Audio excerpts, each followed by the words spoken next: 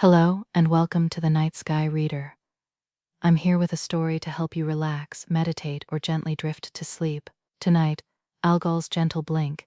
Settle in, close your eyes if you'd like, and let's begin. 22:47 local time. Site, turnout off County Road 18. Sky, clear, dark, steady. Red light on low. Pencil, HB, fresh point. Laminated star chart, dew-free for now. Thermos of miso broth, still warm from the drive. Jacket collar halfway up, then all the way, then settled just under the chin where fleece meets skin without pressure.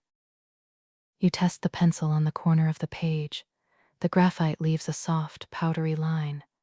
The notebook is new, but somehow this entry feels familiar, like a ritual you've written before in other dark places. The checklist is a lullaby you've made for yourself, and reading it slows your breath. 3 nights this week you couldn't sleep past 2 a.m., mind spinning through problems that evaporated by morning. Tonight you're here instead. Behind you, the car engine ticks as it cools, each ping a little quieter than the last. That sound is part of the setup too. You adjust the headlamp on your forehead, angling the red beam down until it pools on the page like something melted and soft. The world outside that circle stays huge and dark and patient. When you unscrew the thermos lid, steam rises. The first sip is hot, almost too salty, grounding in a way that has nothing to do with stars. You hold the liquid on your tongue a moment before swallowing. Warmth moves down the center of your chest. You write the opening line. Observation, Algol beta Persei, eclipsing binary, predictable minimum tonight. Then you add the categories you'll return to, again and again, like touching stones in a known path: time, air temp, sky clarity, sounds, brightness estimate. No hurry. The star will not rush through its eclipse. You are learning to match its pace. 23:03. Air 48 degrees on exposed cheeks. Sky, transparency excellent, seeing steady. Gravel shifts under your boots when you stand. You can hear your own weight settling. The sound is small and definite, like punctuation. You find Persa by letting your eyes drift north and slightly west. The constellation is steady but not showy. It rises like something you half remember from childhood.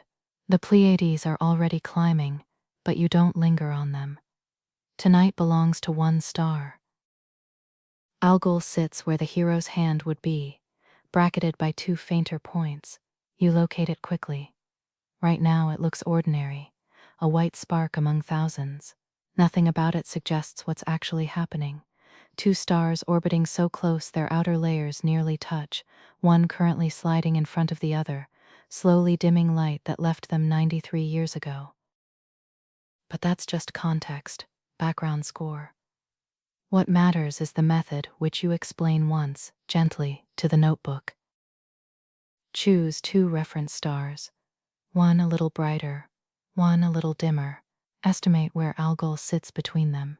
Use plain words, almost as bright as, halfway between, fainter than. Record the finding. Wait. Return. Your eyes adapt further. The Milky Way appears as a soft river, no fanfare, just there. The comparison stars you've chosen are Pi Persei, brighter, and Rho Persei, dimmer. Standard references. You look at Algol, then Pi, then Rho. You look away at the dark gravel between your boots, letting the after images fade completely. When you look back, the estimate settles like dust finding floor.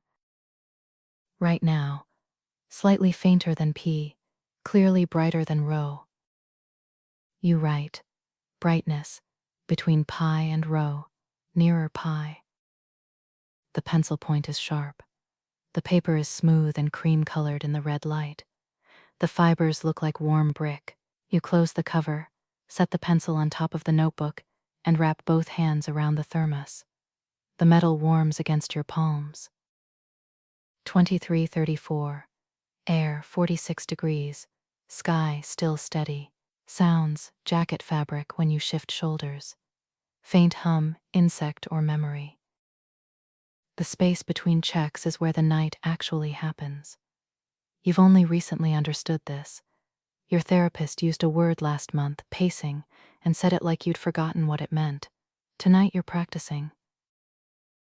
You lean back against the car bumper. Cold metal presses through your jacket between your shoulder blades. The gravel crunches as you settle. Your breath makes a small cloud in the red light's glow, then disappears. The air carries the smell of cold stone, and the dry dust that lives under sage you can sense but not see, somewhere beyond the light. The thermos clicks open. The broth is still warm but gentler now, more suggestion than fact. The salt tastes softer, like the memory of ocean rather than ocean itself. You sip without hurry. When you look up, you don't search immediately for Algol. Instead, you let your gaze wander through Cassiopeia. Notice how the W has rotated since you arrived. Time is passing. You feel no alarm about this. Time passing is the point. Dew is beginning. You notice it first on the metal clipboard that holds your chart. A thin, cold film under your thumb when you touch the corner. You make a note of it without concern. Dew is part of the night's slow work, its way of keeping time with you. You open the notebook. The red light finds the page again, loyal and small. This entry is shorter. Brightness, unchanged. Temperature cooling. Sky still. The word still applies to everything. The air, the stars, your heartbeat. 012. Air 44 degrees. Sky, dark adapted steady. Sounds, the distant road gone quiet now, as if it decided to sleep. You haven't timed the interval. You've been sitting with your hands in your jacket pockets, feeling the worn cotton lining warm against your knuckles. The laminated chart rests on your knee. Its corners are beginning to feel tacky with dew, but not enough to blur the ink. You press your thumb into the soft plastic, cold surface against warm skin, then release. The moisture clings. When you stand and look up, the comparison stars find you faster. Your hands remember where to point, where Perseus sits against the dome. You don't have to think through the steps anymore.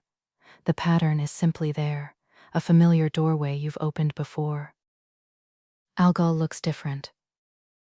Not dramatically. You don't flinch or lean forward. You simply notice, the way you might notice a friend has moved from the table to the window. You look at pi per se, bright and constant. You look at rho per se, dimmer and equally steady. You look at Algol and wait for your eyes to confirm what they're seeing. The difference is subtle, a whisper of change, but it's there. Where before Algol stood closer to P, now it hangs more evenly between the two references, comfortably centered in the gap. You glance away at the dark gravel. You look back. The estimate holds, between pi and rho, midpoint. You write this down, and the act of writing feels like confirming a promise someone made to you years ago. The eclipse is unfolding exactly as the tables predicted. There is no surprise here, only the reassurance of pattern keeping its word.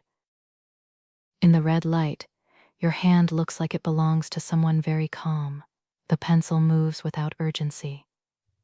Dew has formed on the zipper pull of your jacket now. You feel it when you adjust your collar.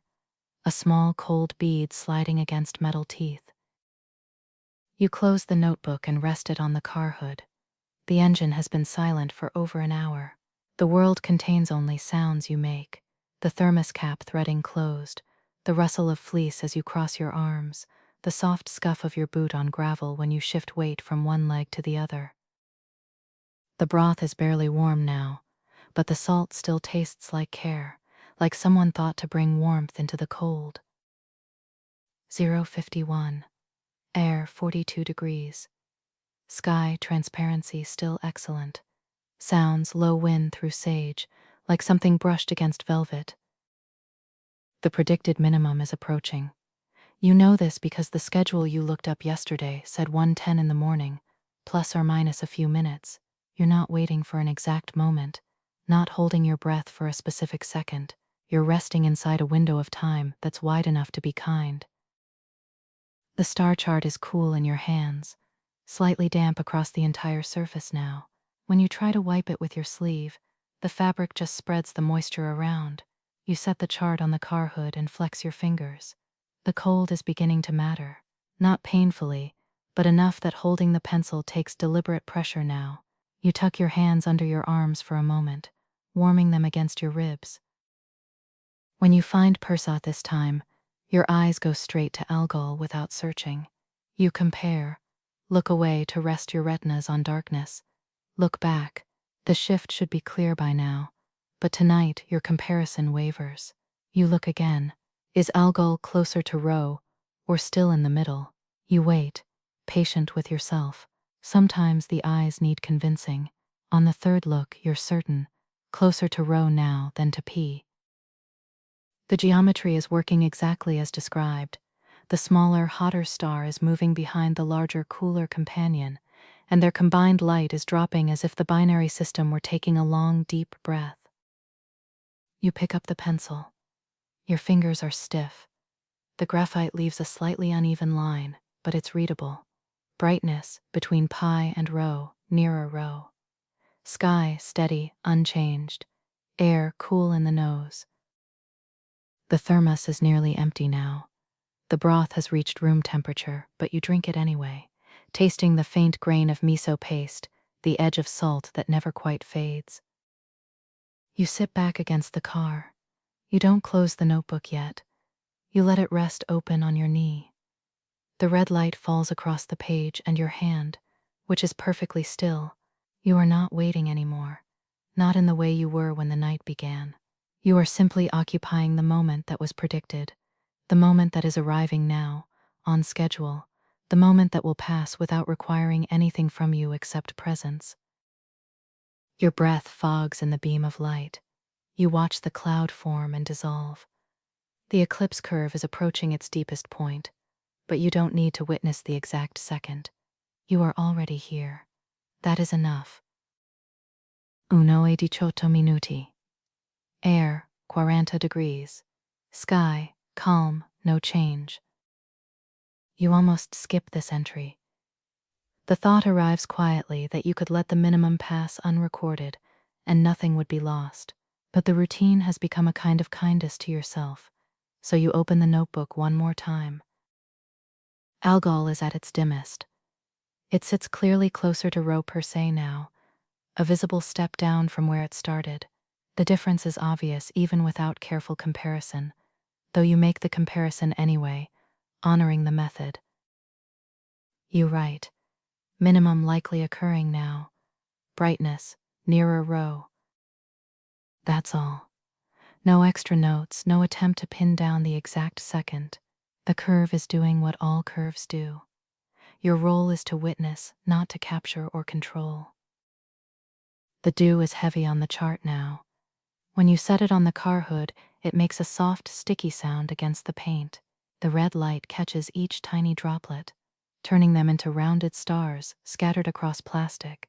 You run your finger slowly across the surface, feeling the water streak, feeling the night's quiet accumulation. You sit with your back against the car door, jacket zipped all the way to the top. The fleece is warm against your neck and jaw. The thermos is empty, but you hold it anyway. Metal cool and smooth in your palms, weight reassuring. Between this check and the next, you let your eyes close halfway. The darkness behind your lids is not different from the darkness outside them. You are not missing anything. The sky is steady. The air is cold and still. The sound of wind through sage is a low, continuous softness, like the earth breathing in its sleep. You wait until you feel like writing again, not because a timer tells you to, but because returning to the notebook feels like returning to a familiar room in a house you love. 1:52 minuti. Air, 39 degrees. Sky, unchanged, steady. When you look up, Algol is climbing back. Not quickly, not with drama, but it has moved away from Rue, stepping back toward the middle distance between the two references. The eclipse is passing. The smaller star is emerging from behind its companion, and the light that left this system when you were a child is returning to full strength, photon by photon.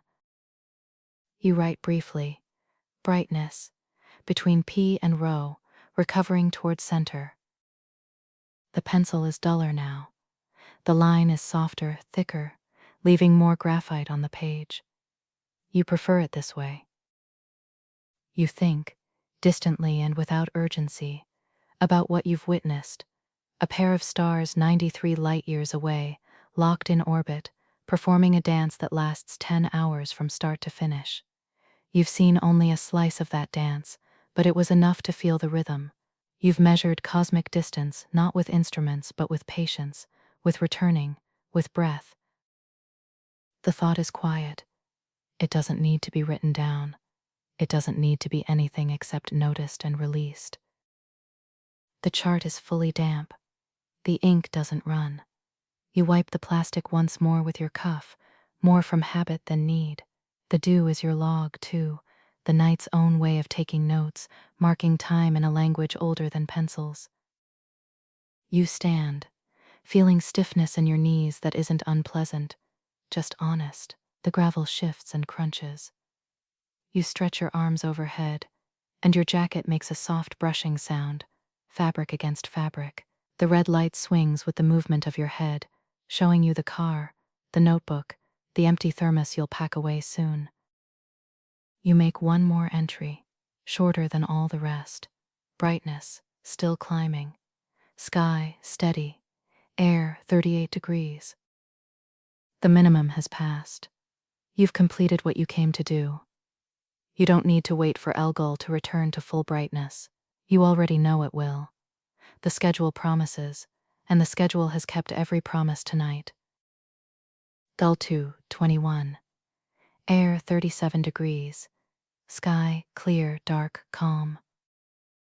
You write the final entry because the habit is sweet, but you stop partway through. Time, 2:21. Brightness, mid. You leave the line blank. It feels right, leaving that space. It's enough to have been here. You cap the thermos. The metal threads catch, then settle with a small, definite click. You stow it in the car's footwell where it will ride home in the dark. The notebook you close carefully, pressing the pages together so they make a soft, papery sound. The pencil slides into the spiral binding. The chart you fold along its permanent crease, feeling damp plastic stick to itself. You wipe it one last time, and tuck it into the dashboard pocket where it lives between nights like this. The red light clicks off. The darkness widens immediately, but it carries no threat. You've been sitting inside it for hours. You know its texture now, the particular weight of it. You know the sound of your own breath moving through it, the way your jacket smells when it's cold, the faint taste of salt that lingers on your lips. You stand outside the car a moment longer. No light, no notes, just you and the dome of stars continuing overhead, indifferent and perfect. The wind in the sage is unchanged. The stars are unchanged. Algol is up there still recovering its brightness, but you don't look for it. You've already seen what you came to see. The gravel crunches once under your boot. The sound feels like the period at the end of a sentence that said exactly what it needed to say. You open the car door. The interior light is warm and orange, a different species of glow entirely. You slide into the seat and pull the door closed. The seal makes a soft, certain sound, rubber meeting metal, inside separated from outside. The car smells like fabric and the faint ghost of miso. You sit for a moment, keys in your hand, not starting the engine yet. The dashboard clock reads 2:24. You've been here less than 4 hours, but time feels different now, wider somehow, stretched without thinning, as if the intervals between checks taught you something about how minutes actually work. Your shoulders drop away from your ears. The tension you brought with you from 3 sleepless nights has somewhere to go now, dissolving into the gravel and the dark and the curve you witnessed keeping its promise. You start the engine. It turns over quietly, loyal. You pull onto the empty road, headlights finding the double yellow lines that lead home. In the rearview mirror, the turnout recedes into darkness, but you carry the night with you, the sticky corners of the chart, the soft graphite smudge on your finger, the taste of salt, the certain knowledge that some things happen on schedule, and witnessing them is enough. The next observation can be another night. For now you drive slowly home, ready, finally, for rest. Thank you for spending this time with the Night Sky Reader. May your night be peaceful. Until next time, rest well.